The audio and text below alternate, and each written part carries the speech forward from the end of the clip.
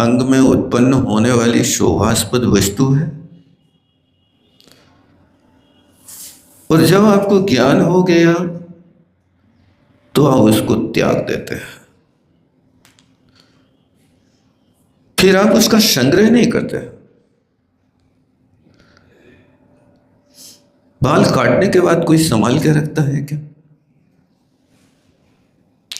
फेंक देते हैं, और वो ऐसा कचरा होता है, ऐसा कचरा होता है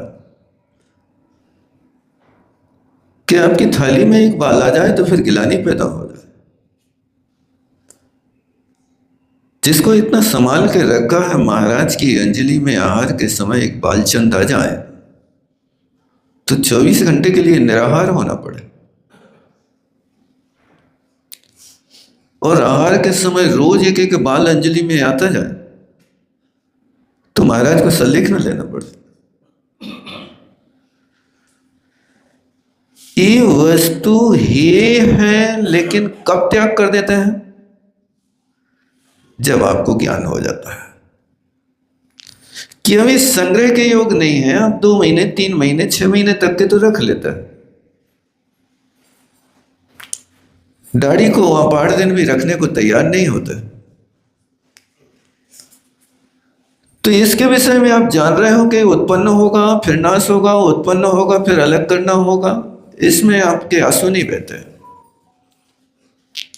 बाल कटाते समय कोई आंसू बहाता?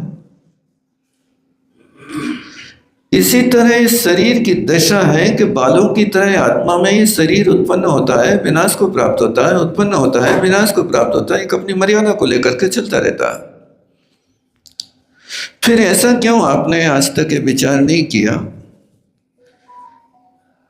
कि जैसे हमें बालों के कटाने में खेद नहीं होता, इसी तरह शरीर त्याग हो रहा है तो खेद की क्या बात, फिर से नया मिलेगा। जीर्ण तन से देत नयो यह, ये जीर्ण तन का त्याग करोगे तभी तो नया तन मिलेगा।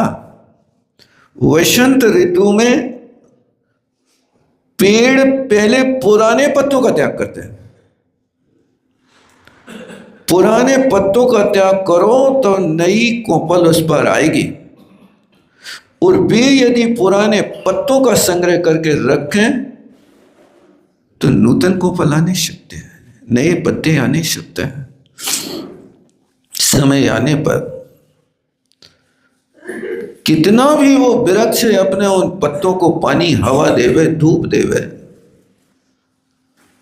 लेकिन 1 साल के बाद तो उनको त्यागना पड़ता है। इसी तरह यहां पर भी एक पर्याय है। जैसे पेड़ पे पत्ते लग रहे हैं, ऐसे आत्मा में ये शरीर लग रहा है। इसकी उपज में आप अपनी उपज नहीं मानो। एक श्रद्धा बना करके रखो कि जो द्रव्य है उसका कभी नाश नहीं होगा। नाश होगा तो पर्याय का होगा। आप द्रव्य और पर्याय में आपको अच्छी तरह से अध्ययन करना होगा। मान लीजिए अभी आप शांत बैठे हैं, कसाय तभी है,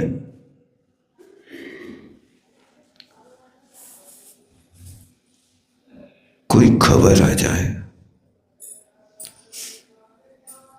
एक ग्राहक खड़ा है दुकान पे, बोलो थोड़ी देर रुक जाए। थोड़ी दबाने की कोशिश करी एक बार आपने? कोई कहता मोटा ग्राहक है, किराने वाले को विश्वार वाला मिल जाए, कपड़े वाले को चढ़ाव वाला मिल जाए, नहीं होता। कोई शादी विवाह में चढ़ाव लेवे आ जाए कपड़ा की दुकान पे तो देवता से कम नहीं होता, नहीं होता, भोजन छूट जाता होता। अरे दवा क्या है, वही रास्ते पार करके निकले। यानी जो आपके अभी शांत परिणाम थे, वो शांत परिणाम क्या था?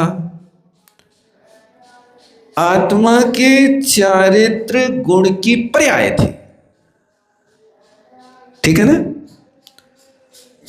अब उस चढ़ाई के ग्राहक की बात को सुनकर के अब कैसा लग रहा है? अब वो शांत परिणाम आपका रहेगा? क्या होगा? अब लोभ कसाय याद हमकेगी। अब लोभ कसाय की पर्याय तुम्हारे ऊपर सवार हो गई। अब प्रवचन छोड़ने के ग्राहक छोड़ा, क्या कर? प्रवचन तो सुन ले, बाद में सुन ले, क्योंकि ग्राहक और मौत कोई की प्रतीक्षा नहीं करती है। कोई सोचे कि दादा थोड़ी देर रुक जाइयो, वे आ रहे हैं अमेरिका से, तो अल्लाह ने देख वे, दादा रुक जाए, नहीं रुकेंगे। तो जो आपकी अभी शांति गुण की पर्याय थी, उस शांति गुण के पर्याय को इस लोभ कसाय ने आपके अंदर इतना बड़ा दबाव बना दिया कि वो पर्याय समाप्त हो गई और यहां लोभ कसाय की पर्याय सवार हो गई। अब जब तक जाए ग्राहक भग जाए, और वो ही ग्राहक आपके सामने वाली दुकान पे बैठो दिख जाए, अब बताओ क्या होगा? अब कल से तुम प्रवचन सुनवा छोड़ोगे कि ग्राहक छोड़ोगे? क्या करोगे? अब तो भैया 7 बजे से दुकान खोलो।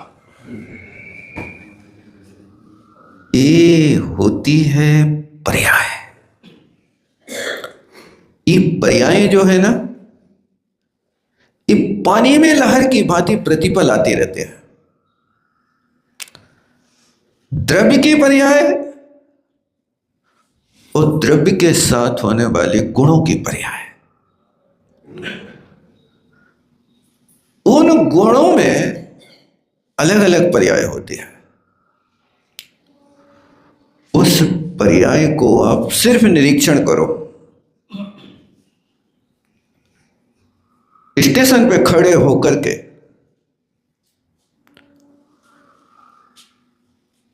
वो राजधानी के डिब्बा गिर रहा है और एक व्यक्ति राजधानी को देख रहा है। दोनों में अंतर समझना। 2 दर्शक हैं, एक खड़ा खड़ा देख रहा, ज्ञान का विषय बना रहा है, और दूसरा व्यक्ति गिन रहा है, वो भी ज्ञान का विषय बना रहा। लेकिन दोनों में सुखी कौन है बताओ? गिनने वाला संकलेश कर रहा है, इतने हो गए, इतने हो गए, इतने हो गए, अभी और कितने हैं, इतने हो गए। वो व्यापार कर रहा है, लेकिन व्यापार संकलेश का कर रहा है। वो दोनों पर्याय देख रहे हैं। जो गिन नहीं रहा है वो भी रेल की पर्याय को देख रहा है, और जो डिब्बा गिन रहा है वो भी देख रहा है। अंतर इतना है कि उस पर्याय की अंतर्गत ज्ञान करने के बाद भी संकलेश में जी रहा है। 11 हो गए, 12 हो गए, 13 हो गए, और कोई ने आकर के कह दिया नहीं 35 डब्बा लगे थे, नहीं 33 ही थे, और नया झगड़ा खड़ा कर बैठा है। रेल तुम्हारी है, डिब्बा तुम्हारे है। रेल के डिब्बा गिन भी लोगे तो तुम्हें फायदा क्या होगा वैसे? और रेल के दर्शक बन जाओगे तो फायदा क्या होगा? यदि उसके दर्शक बनोगे तो फायदा यह होगा कि संकलेश नहीं होगा, आप ज्ञाता दृष्टा भाव से एक पर्याय को पार कर गए। और यदि आपने उस डिब्बे को गिरने की कोशिश करी, आप ज्ञाता दृष्टा नहीं रहे, आप प्रमादी बन गए। उस संकलेश परिणाम को पा करके आपने बहुत बड़ा अनर्थ कर दिया। मिला कुछ नहीं, सूत ने कपास, जुलाहों से लठा लठो। ऐसी अज्ञान अवस्था में बहुत सारे झगड़े खड़े करते हैं जो पापासरों के कारण होते हैं, जिसको जीव समझता नहीं। आप खाली बैठे होंगे तो कोई ना कोई या तो हंसी मजाक की पुड़िया छोड़ देंगे, या फिर कोई का निंदा पुराण चालू कर देंगे, क्योंकि मुखा मस्ती इति भक्ति, मुख है इसी बोलता है। अब बैठो ठाड़ो वानिया का करे, मुखा मस्ती इति बोलो, ग्राहक ना होवे तो बाट तराजू तोलो, ग्राहक होवे तो तोलो, नहीं तो अपनो 1 किलो ये साइड रखो, 1 किलो वो साइड रखो, देखो कौन बड़ो है कौन छोटो है। ऐसा भी तो कर सकते ना, 1-1 किलो दोनों पल्लों पे रखो, बिल्कुल सही उतरेगा। अरे कोई में गुड़ चिपक गो, कोई में हल्दी चिपक गई, कोई में कच्चे चिपक गो, 2-5 ग्राम तो इधर उधर हो ही जाएगा। कोई की सील ही निकल गई, 20 ग्राम का वजन का कम हो गया। क्या करना, बैठे ठाड़े बाड़िया है कछु तो उपयोग लगाओ। ऐसा नहीं, इस संकलेश की बातें छोड़ो, अन्यथा झगड़े हो जाते हैं। एक बार की बात है, वैसा 2 बहुत घने मित्र थे, गाढ़े मित्र थे। वो दोनों मित्र एक दूसरे के बिना नहीं रह पाते थे। एक दिन दोनों खेत की मेड़ पे बैठे थे। से एक मित्र ने कहा, भाई साहब सुनो आप लोग तो। मित्र ने कहा, भैया इस वर्ष तो हम अपने खेतों में उड़दा बे हैं। अच्छा भैया तुम खेत में उड़द बोई हो, इस वर्ष तो मेरा विचार है कि मैं खेती नहीं करूंगा, इस वर्ष तो मैं भैंसियां खरीदूंगा और भैंसियों को खरीद करके दूध बेचूंगा, जिसमें बहुत लाभ होता है। आधा दूध आधा पानी बेचो, अपनी फसल रोज खड़ी हो जाता। इसलिए मेरे विचार हैं कि मैं तो इस बार भैंसियां खरीदूंगा और दूध बेचूंगा। तो मित्र ने कहा, भाई साहब ठीक है, तुम भैंसियां तो खरीद रहे हो, लेकिन ध्यान रखियो भी हमारे खेत में नहीं आए। तो इसने कहा कि भाई तो भैंसियां हैं, उनको जहां चारों मिले वो दिखावे दे। भैया तुम्हें परहेज करना पड़े, तुम्हें बाड़ी लगाने पड़े। हम तो बाड़ी नहीं लगाए, आज तक नहीं लगाई, अब कल लगे। बस इतना है कि तुम्हारी भैंसियां हमारे खेत में नहीं आए, हम तो कुछ कर नहीं सकते, करना पड़ेगा। तो उसने कहा, देखो लठिया ले तो, और लठिया से खींच दई देखा जो हमारो खेत और जे बोधे ओढ़दा और जे हो गए ओढ़दा बड़े बड़े, अब आए तुम्हारी भैंसियां। वो भी लठिया लाए थे। उसने कहा, जे ले ली भैंसियां और जे हमने घर से ढील दें। और वो जैसे ही लठिया घुमाते घुमाते बाउंड्री के भीतर लठिया भाई से कहते, तुम्हारी भैंसियां आई कैसे हमारे यहाँ। और दोनों एक दूसरे से लिपट गए, दनादन चली, लाते घूसा मुक्का जो आए गालियां, बड़ी समस्या बन गई। लड़ते लड़ते तुम्हारी भैंसियों ने हमारे खेत चल, पंचायत बैठाई, देखो भाई हमारे सारे उड़दा इनकी भैंसियां खा गए। पंचों ने कही, जायजो ले हैं तुम्हारे कितने उड़दा खाए, चलो दिखाओ कहाँ है तुम्हारे उड़दा, कहाँ है तुम्हारी भैंसियां। ना वे भैंसियां खरीदी ना उड़दा बोए, झगड़ा काय का है। एक लाठी से लाइन खिंच गई और उसी लाठी ने लाइन तोड़ दी। क्या था, इसी का नाम है कि सूत ने कपास जो लाहौर से लटा। ये तो होए उसकी भैंसियां या उड़दा होए ना होए कोई बात नहीं, इस प्रकार का बेतंडा बात तो तुम रोज कर रहे हो। रोज अनावश्यक कार्यों में समय बर्बाद करके ना गुण को समझ रहे, ना द्रव्य को समझ रहे, ना पर्याय को समझ रहे, और नूतन नूतन संकलेश की पर्यायों को पैदा करके अत्यवसाय परिणाम पैदा कर रहे हैं, जिसके कारण आप उसमें फंसते जा रहे हो। क्या है वो, मकड़ी के जाल की तरह मकड़ी 1 मिनट शांति नहीं बैठ सकती है, या तो वो कीड़ों को खाएगी या जाल फैलाएगी। वश वही मकड़ जाल इस व्यक्ति के अंदर प्रतिपल बना रहता है। और फिर उस कर्म जाल से जब फंस जाता है तो उससे निकलने के लिए बड़े बड़े शक्तिशाली लोग भी समर्थ नहीं हो पाते हैं। इसलिए किसी ने कहा कि जब पड़ते कर्मों के फेर तो मकड़ जाल में फंसते शेर। जब कर्मों के फेर पड़ते हैं तो मकड़ी के जाल में शेर भी फंस जाता है, वहां से निकलना मुश्किल हो जाता है। आप बड़ी बड़ी पंडित्याई की बातें तो करते हो और बार बार डींग हाँकते हो, मुझे तो शांति चाहिए, शांति चाहिए। शांति बाई चाहिए कि शांति का परिणाम चाहिए? क्या चाहिए? ये शांति बातों में नहीं मिलती है, समझदारी से मिलती है। और वो समझदारी क्या है? तन उपजते अपनी उपज जान। जैसे तन उपज रहा है, ऐसे तन के अंदर रहने वाले अध्यवसाय परिणाम भी प्रत्येक समय हर जीव को उत्पन्न हो रहे हैं।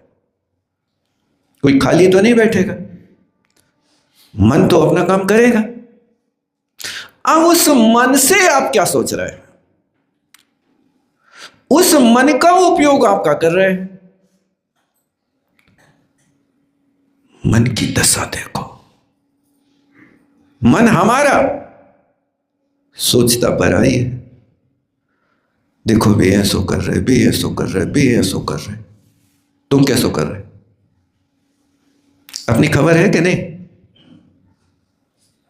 हम दूसरों की क्रिया को देख करके दुखी हैं। आपके 99% दुख अपने से कम पर से ज्यादा है। अनुभव कर रहे कि नहीं कर रहे? आपको दुख किस बात का है? 100 शिकायतें कर हुए बैठ जाओ, पत्नी मेरे अनुकूल नहीं चलती है, मेरे अनुकूल भोजन नहीं देती है, बच्चा मेरी एक भी नहीं मानता, समाज में मेरी कोई इज्जत ही नहीं करता। ये तुम्हारा मन इन सब चीजों को सोच रहा है। मैं पूछता हूं, तुम अपनी आत्मा की तुम इज्जत कर रहे कि नहीं कर रहे? तुम्हें अपनी आत्मा की कोई इज्जत हो रही कि नहीं हो रही? पहले देखो तो आप अपनी छाती पे हाथ रख करके कि हाँ बिल्कुल हम अपनी आत्मा को सुरक्षित करना चाहते हैं। इसीलिए आचार्य अमृतचंद स्वामी ने लिखा, आत्मा प्रभाव नहीं हो। तुम्हें यदि प्रभाव न्यायांग का पालन करना है तो पहले अपने आप को तो प्रभावित करो। तुम दुनिया को प्रभावित करने के लिए ढोल ढमाका बजा रहे हो, डोंडरा पीट रहे हो, अपने लिए क्या कर रहे थे? आप अपने आप को तो सुधार सकते हो। हमने दुनिया को सुधारने का ठेका लिया है, बस यही काम है। जब दूसरों के विषय में कोई बात करने की बात आती है तो हम वकील बन जाते हैं, और अपने लिए कुछ बात आती है तो हम जज बन जाते हैं। वकील और जज तो बनाया किसने बताओ? जब कभी आपकी गलती दिखाई देती है तो आप इतने सारे तथ्य उपस्थित कर देते हो कि नहीं हम गलत नहीं, हम बहुत अच्छे। और जब दूसरों के दोष देखने के आए तो ऐसी वकालत खड़ी कर देते हो कि सुप्रीम कोर्ट का वकील भी शायद फेल हो जाए। इसलिए आप थोड़ा सा विचार करो। आत्म हित हेतु वैराग्य ज्ञान ते लखें आपको कष्ट था। आत्मा का हित किस में होगा भाई साहब? आत्मा का हित वैराग्य और ज्ञान से होता है, तीसरी वस्तु से होता ही नहीं। ये पंक्ति दौलत राम जी ने लिखी है, आत्म हित हेतु। ये पहले शब्द पकड़ो, आत्मा का हित का हेतु यानी कारण। क्या कारण है? वैराग्य और ज्ञान। वैराग्य रंगा परिवंचनाय धर्मोपदेशन परिपीडनाय। वैराग्य का रंग तो चढ़ा लेकिन दूसरों को ठगने के लिए। ज्ञान तो सीखा लेकिन विवाद के लिए। विद्या विवादाय धनम मदाय शक्ति परेशान परिपीडनाय खलश साधो प्रीतमेतम ज्ञानाय ध्यानाय च रक्षणाय। खल माने जो दुर्जन लोग होते हैं उनकी विद्या विवाद के लिए होती है। विद्या विवादाय धनम मदाय, धन उनका मद के लिए होता है। और शक्ति परेशान परिपीडनाय, ये तीन चीजें याद रखो। ये दुर्जनों का काम है, सज्जनों का काम नहीं है। कौन कौन सी तीन चीजें? ज्ञान है तो वितंडवाद खड़ा कर रहे, तुम कछु नहीं जाना, तुम कछु नहीं जाना, तुम सर्वज्ञ होगा। ऐसी उलाहना काहे होते रहे, तुम कछु नहीं जाना। उसके लिए आप शांति से सिखा नहीं सकते, भैया ऐसा नहीं, ऐसा कर लो। एक जना रोटी जल जाए नई बहू से तो वहां रोटी जल है, यहां उसके पूरे के पूरे माइंड को जला के रख देंगे। इतनी बड़ी हो गई, कछु नहीं सीख पाई, रोटी बनाना नहीं आता, कैसे घर चलाओगे? घर चलाने के दुकान का शिक्षा दी आपने, बताओ? पढ़ाया है, एमबीए करा रहा है, एलएलबी कराया है, दुनिया भर की डिग्रियां दे रही हैं, रोटी बनाने की डिग्री दिलाई कि नहीं दिलाई?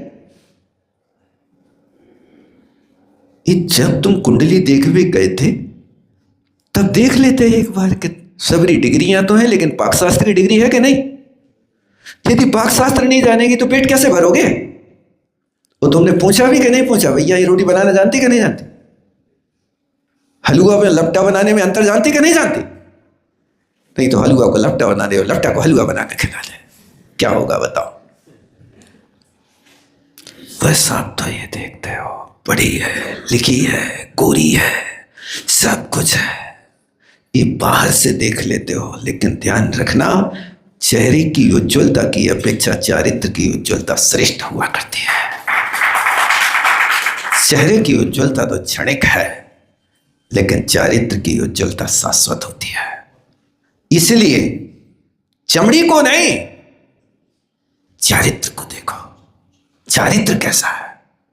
यदि चारित्र श्रेष्ठ है तो तुम्हारी नैया पार कर देगी, और यदि चेहरा श्रेष्ठ है तो तुम्हारी नैया को डुबा देगी।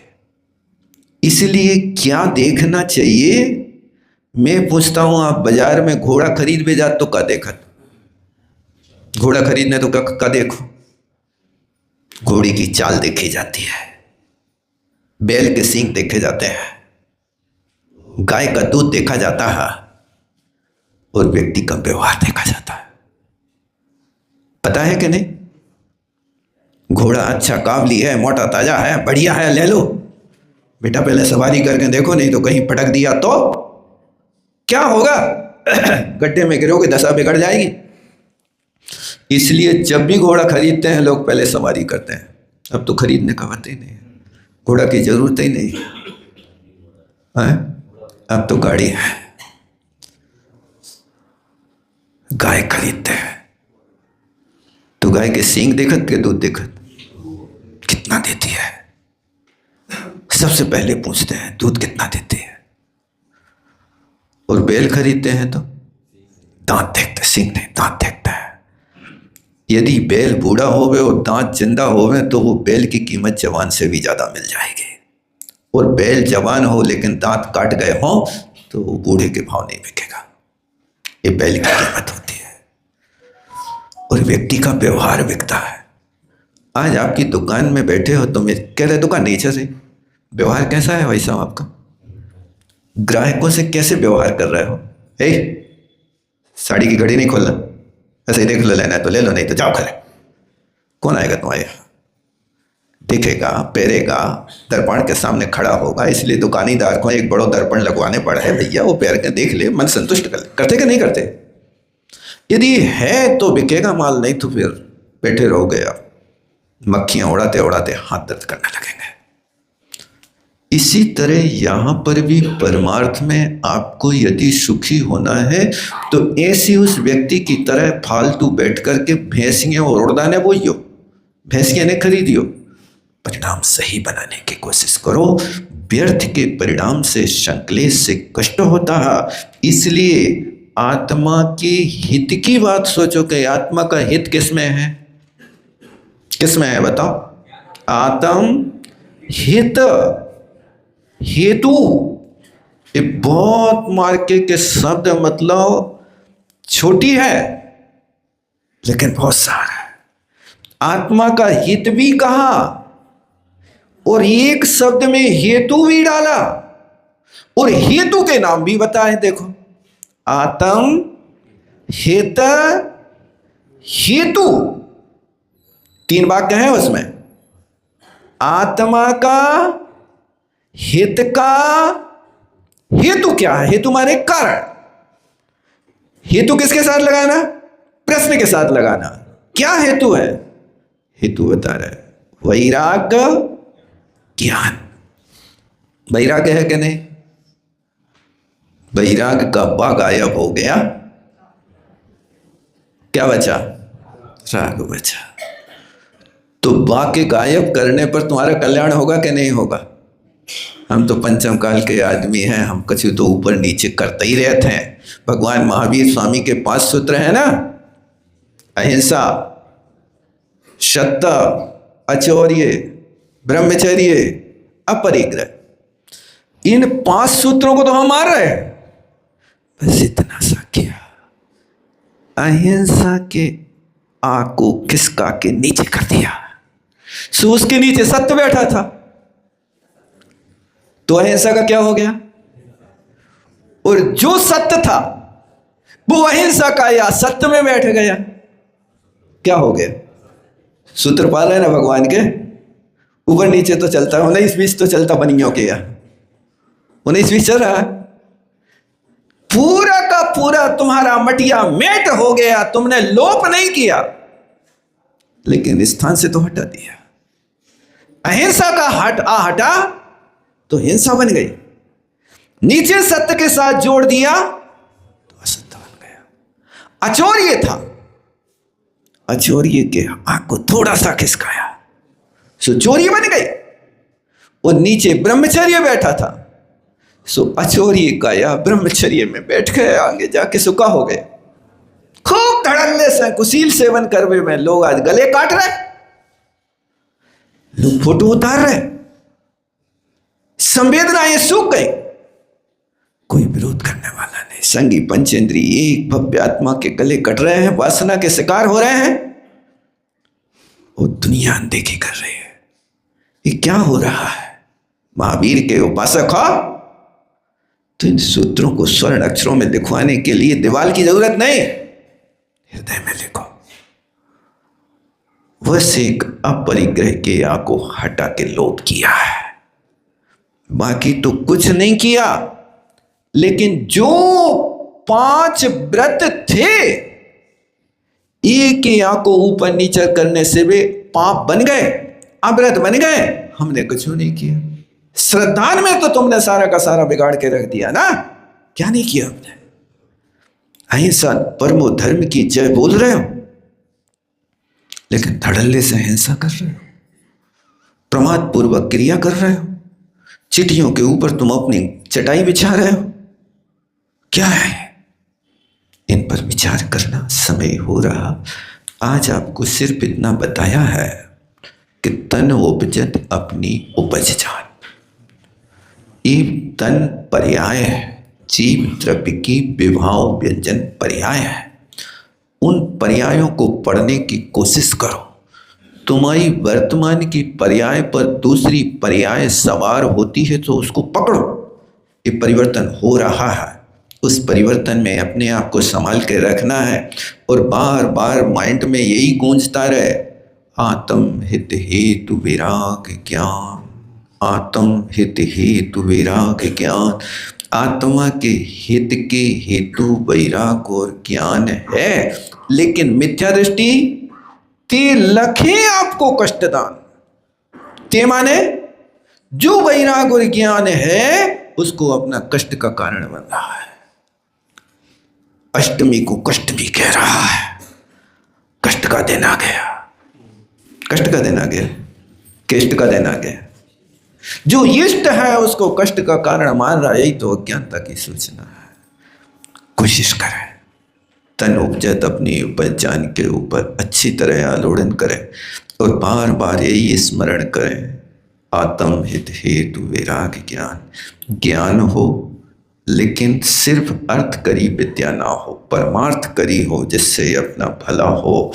हमने ज्ञान तो बहुत किया, लेकिन वो ज्ञान सिर्फ हमने अर्थ में लगा दिया, परमार्थ को हटा दिया। कर तो रहे हैं, लेकिन क्या करना क्या नहीं करना उस पर विचार नहीं कर रहे। यही विराम लेता हूँ। बोलो आचार्य गुरु और विद्यासागर जी महाराज। जावाणी के ज्ञान शेष सूझे लोकालो, श्रोवाणी मस्तकरो सदा दे दो। हे जिनवाणी भारती तो जपो दिले, जो तेरो शरणागे सो पावे सुख चैन। दिल भजो अरिहंत को गुरु सेवो निर्धन, दया धर्म पालो शरण।